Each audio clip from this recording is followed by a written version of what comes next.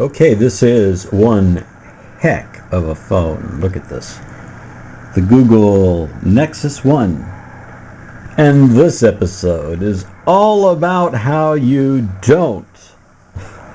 That's right. How you don't apply a screen guard by yourself. Look at all those bubbles.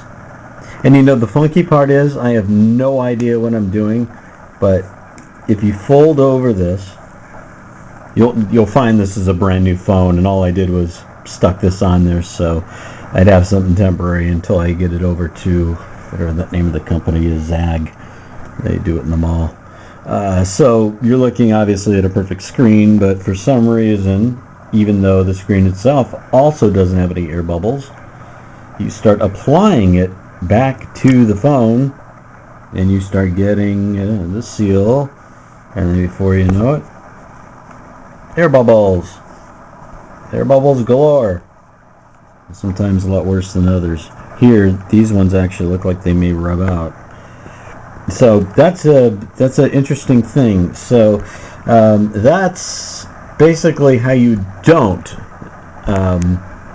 put the invisishield by Zag onto your phone or your Nexus One or whatever you might have.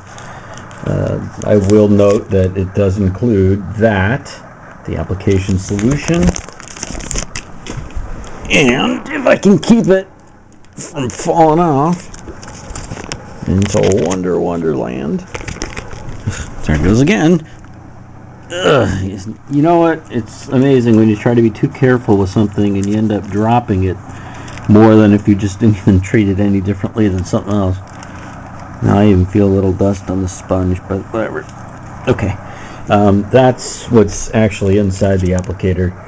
Some of these things use tips, and in this case they use a sponge, and they also give you the ability to refill it too, so it's kind of cool.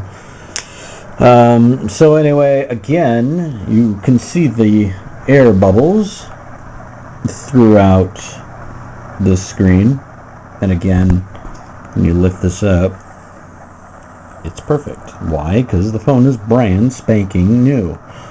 But when you put it down, it just starts air bubbling. I don't get it, because I don't see air bubbles on any of the sides. Okay, well, you know, there's probably going to be somebody making a comment here like, this is not the way you're supposed to do it. Well, if you feel like going ahead and leaving me that kind of comment, my YouTube address is mrvoice@gmail.com. That's MRVOICE. Other than that, geez, what else could I possibly think? You really should have the shield applicator or some sort of solution if you're going to do this regardless.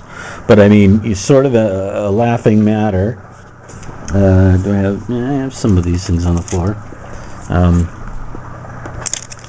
These are just wasted shields that I've attempted to do things with and failed miserably every time.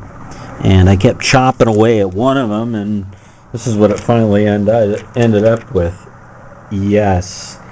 Again, you're watching a video on not the way to apply an invisishield or any of the LCD shields that you see. So you know what? If you get a 99-cent shield over on eBay, you notice how they increment it by about 25 cents. You can keep buying extras.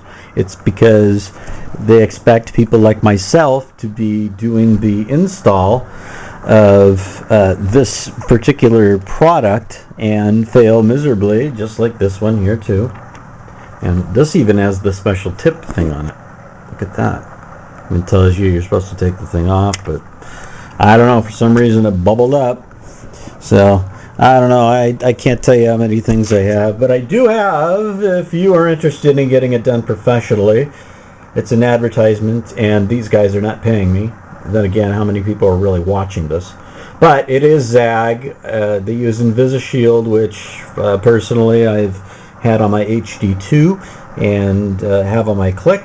And I mean, I don't really have a lot to compare to, but I can definitely say it's the most solid piece of armory that you can put on a telephone. And what's even more amazing is the fact that you can do the body as well. And this is a little very bad preview. This again is how not to apply these things to your phone, because you'll have yourself a $600 Nexus One phone and your phone looks like it came out of a gutter, because it's like missing half the piece of the protector. But to tell you the honest to God truth, I've got one of these silicone things, so you don't see any of this stuff when I'm out and about. But hopefully I'll have my replacement in the next day or two, if I can get over to the Zag, whatever they call that thing, little Zag cube that's in our Northridge Mall. Okay, well, that's it, because this was all about how not to install your screen guard. I'm Scott, and again, if you have any comments or you want to tell me something that I surely don't know, my email address here on YouTube is mrvoice@gmail.com.